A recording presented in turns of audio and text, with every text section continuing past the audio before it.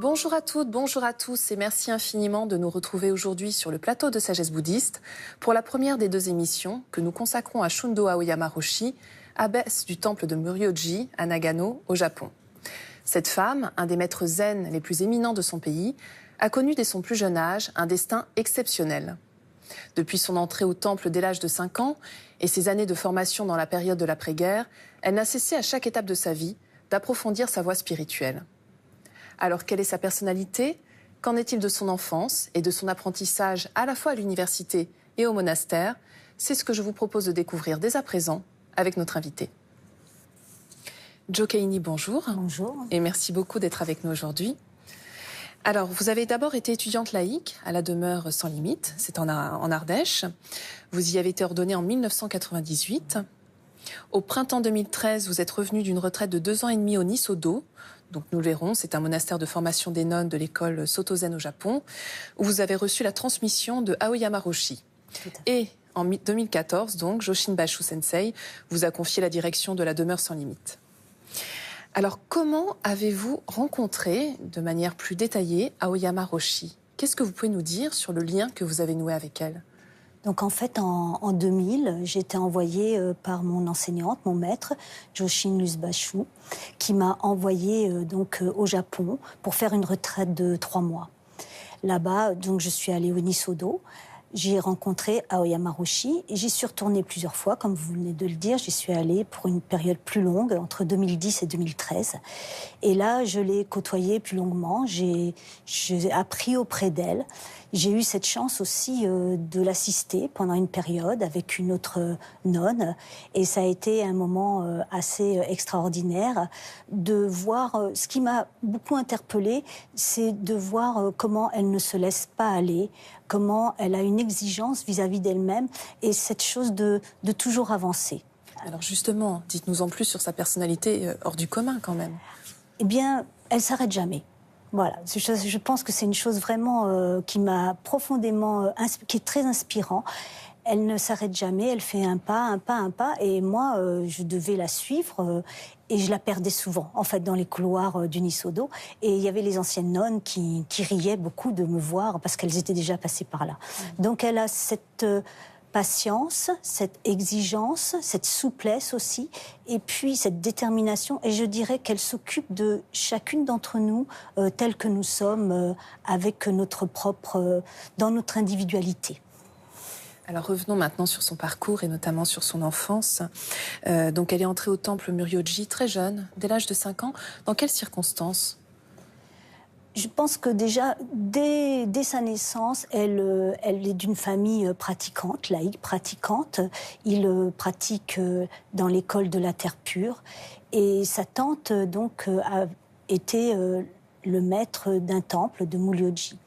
Je pense que c'était plus ou moins un accord de famille qu'elle soit envoyée à Muryoji. Dès qu'elle va rentrer, en fait, elle va être prise en charge par les nonnes et tout de suite, elle va recevoir des cours, des enseignements. On va commencer à lui faire apprendre par cœur des textes, même si elle ne sait pas encore écrire. Et puis, elle va aller à l'école du village.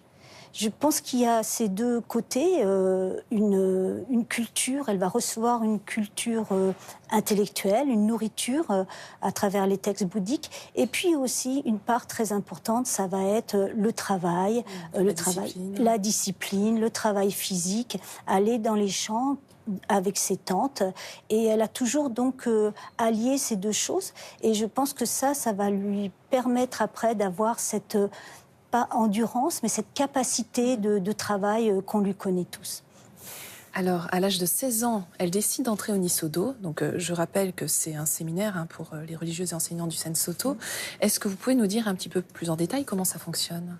Alors, le Nisodo, oui, c'est plus ou moins un passage obligé. C'est un cursus qui va permettre aux nonnes, après, d'ordonner à leur tour d'autres personnes. À l'époque de Aoyama Roshi, elle a 16 ans quand elle va rentrer au Nisodo. Elle a vraiment cette aspiration. Elle vient d'être ordonnée nonne. Mais ce n'est pas seulement un centre de formation, c'est aussi une école au départ. En 1903, ce sont 4 nonnes qui vont ouvrir ce lieu pour pouvoir donner une formation aux femmes, une éducation aux femmes. Donc, au moment où Aoyama Roshi va rentrer au Nisodo, ce sont encore les hommes qui dirigent le Nisodo, bien que ce soit les nonnes qui éduquent. Et là, elle va être un peu choquée. Elle avait idéalisé le lieu. On est juste après-guerre, donc les locaux sont très vétustes. Nagoya est une ville portuaire, ça a été très bombardé. Et donc, la nourriture aussi manque. Donc, elle va être un peu déçue. Et elle va avoir du mal à ne pas juger les personnes autour d'elle. Et il va lui falloir ces 4 années pour se rendre compte que ce qu'elle doit suivre, là où elle doit avancer, c'est suivre la voie du Bouddha et non pas juger les personnes autour d'elle. Enfin, dans son livre, vous la citez et vous dites devenir nonne, c'est devenir chouquée, c'est-à-dire quitter la maison. Cela représente l'abandon total. C'est parce qu'il y a cet abandon total que l'on peut, pour la première fois, se mettre au travail sérieusement. Alors, qu'est-ce qu'elle entendait par là, plus exactement ? Déjà, je pense qu'il faut expliquer un tout petit peu ce qu'est Shuké. Shuké, pendant la cérémonie d'ordination qui est Shuké, on va d'abord se tourner dans la direction de sa famille de sang. On va faire des prosternations et ça va être quitter la maison. Et c'est ce que veut dire littéralement Shuké. Et puis, on va faire des prosternations face au maître qui représente le Bouddha. On rentre dans un autre monde. On quitte une maison pour aller dans une autre maison, mais on devient vraiment enfant du Bouddha. On rentre dans la famille du Bouddha. On connaît notre avidité. On sait comment on a toujours envie d'une chose et puis d'une autre, que ça soit d'une personne ou d'être aimé ou une profession. Et je pense que justement, Shuké, c'est ce qui va nous permettre d'abandonner peu à peu et de... Bien sûr, dans la maison du Bouddha, on amène aussi cette avidité, mais on apprend peu à peu à transformer cette avidité et plutôt la transformer en don. Reprenons le fil de sa vie, puisqu'elle restera ensuite 11 ans à l'université bouddhique de Komasawa. Mais tout cela, elle le fera tout en vivant dans un temple. Elle aura les 2 formations, ces 2 itinéraires spirituels et intellectuels finalement. Elle vit dans un temple parce que c'est une nonne, donc elle est envoyée pour vivre. Elle vit dans un temple. Et puis donc là, elle continue à apprendre sa vie de nonne, à vivre avec d'autres nonnes, et puis à apprendre à se mettre au service des laïcs parce que les temples sont là aussi pour qu'ils soient ouverts aux laïcs. Et elle va continuer à y apprendre la cérémonie du thé, tous ces arts, l'arrangement floral, l'ikebana, la calligraphie. Et puis en même temps, en effet, elle est à l'université pendant 11 ans. Et là, au-delà de l'étude, je dirais, intellectuelle, universitaire, elle va surtout apprendre elle va grandir. Elle est sortie de l'adolescence et elle va devenir adulte. Là aussi, elle a un peu idéalisé. Elle se rend compte, en fait, que tout le monde n'a pas les mêmes capacités. Et il y a très peu, on est dans les années 50, il y a très peu de femmes. Et la plupart des nonnes qui sont entrées en même temps qu'elle à l'université vont quitter la vie monastique et se marier. Donc il lui faudra ces 11 années pour vraiment se tourner vers la voie du Bouddha, parce qu'elle a des doutes, elle est influencée, elle sent qu'elle est encore influençable, et sa détermination, donc elle va s'ancrer de plus en plus dans la voie du Bouddha avec ses 11 années d'université. Avec une foi déjà inébranlable en Bouddha finalement, non ? Oui, elle a cette foi et vraiment, oui, c'est par les épreuves de se rendre compte justement qu'elle peut être influencée aussi de cette avidité, de tout ce que nous avons, êtres humains, de notre fragilité. Et c'est là qu'elle va de plus en plus prendre refuge dans les 3 trésors. Vous pouvez nous les rappeler brièvement ? Oui, prendre refuge donc dans le Bouddha, le Dharma et la Sangha.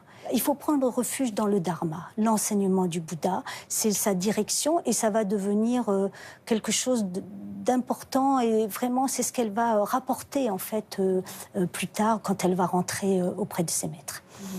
Oui, d'ailleurs, ce qui est très touchant, c'est qu'elle en parle de manière très lucide, très honnête, de ses épreuves, de ses questionnements. Enfin, oui, elle est vraiment très honnête. Quand on lit son livre, on se rend compte qu'elle détaille chaque questionnement de sa vie de manière incroyable. Oui, parce qu'en fait, toute sa vie, toutes ses expériences, ce sont des apprentissages. Et elle va les mettre, elle le remet toujours dans le contexte du Dharma. Elle s'est jamais mise dans quelque chose de superficiel. Voilà, c'est toujours approfondi dans le Dharma, toujours mis au service des 3 trésors. Alors donc c'est ce qu'elle continue à faire justement après l'université. Comment est-ce que ça se passe pour elle à ce moment-là? Elle rentre donc, elle retourne à Muroji dans son temple. C'est les nonnes qui l'ont élevée, sa tante et son maître sont âgés, donc elle va reprendre la direction de Muroji et en même temps elle est appelée à donner des cours au Nisodo.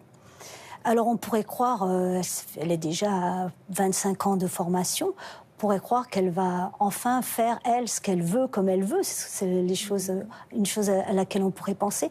Mais elle pense que non, il faut continuer d'étudier auprès des maîtres, il faut continuer, de leur poser des questions et puis de leur demander de l'aide.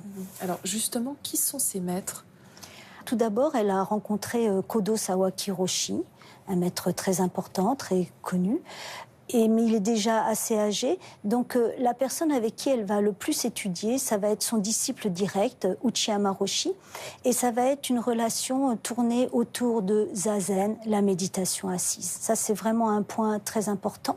Et d'ailleurs, ensuite, au Nisodo, elle va mettre en place ce qu'elle fait avec Uchiyama Roshi, c'est-à-dire des retraites de quelques jours. Il y en a 3 ou 4 dans l'année au Nisodo, de silence total. Ça s'appelle Mugon Sesshin. Et Mugon, c'est la non-parole. Et à ce moment-là, il n'y a pas d'enseignement, il n'y a pas de chant, c'est juste la méditation assise. Et même Aoyama Roshi change de place. Au lieu d'être gardée sa place d'abbesse dans le Sodo, dans le lieu de méditation, elle va prendre une autre place et elle se tourne vers le mur. Il y a un épisode qui me semble vraiment essentiel lorsque vous dites qu'elle devient adulte.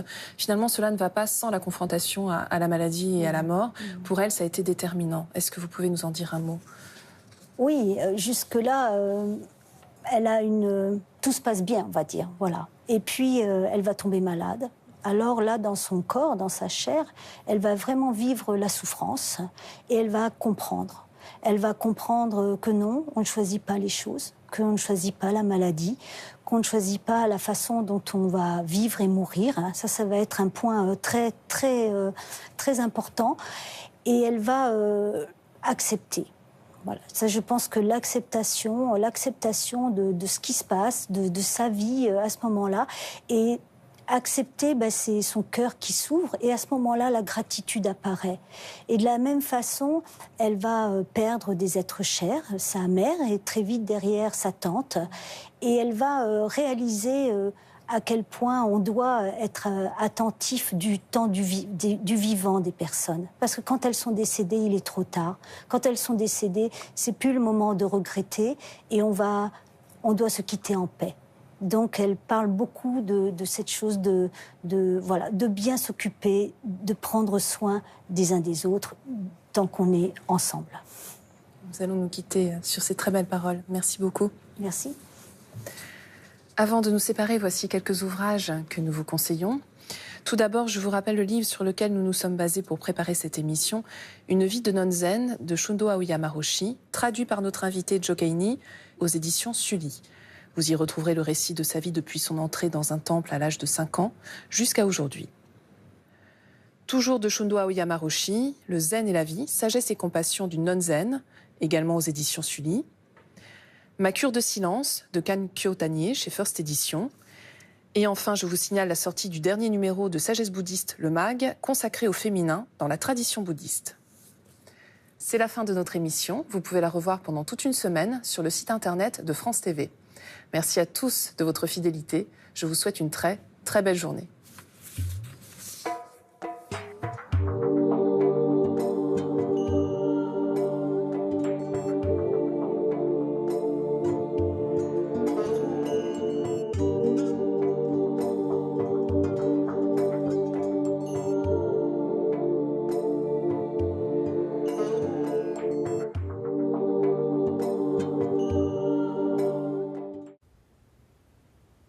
L'émission Islam poursuit